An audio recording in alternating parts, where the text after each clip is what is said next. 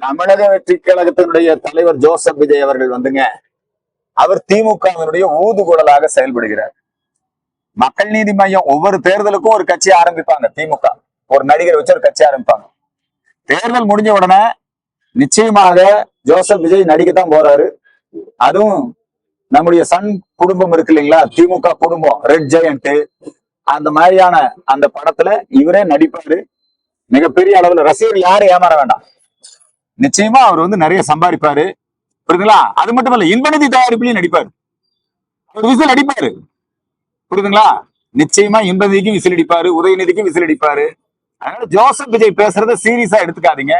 திமுக வந்து ஏ team, B team எல்லாம் கிடையாது, ஏ டீம். அதனால ஜோசப் விஜய் கட்சிங்கிறது ஏடிஎம்கே பிஜேபி கூட்டணிக்கு இளைஞர்கள் போயிடக்கூடாது, அது வெற்றி பெறக்கூடாது. போன கமல்ஹாசன் வச்சு பண்ணாங்க.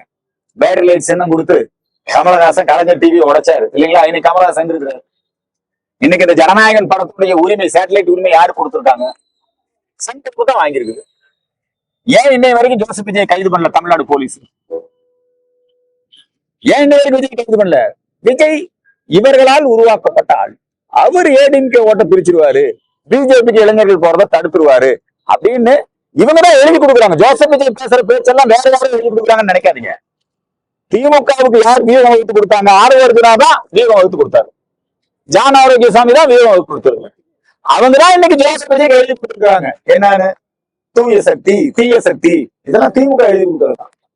நேற்று நீங்க ஜோசப் விஜய் பேசுறதா சொல்றீங்க இல்லையா? யாரோ ஆரம்பிச்ச கட்சியை நான் நடத்தல, நான் வந்து என்னுடைய கட்சி ஆரம்பிச்சிருக்கேன், இது திமுக எழுதி கொடுத்த கட்சி தான்.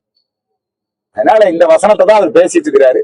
ஜோசப் விஜய் ஒரு நல்ல பொழுதுபோக்கு, அவர் ஒரு நல்ல அவர் ஒரு நடிகர்.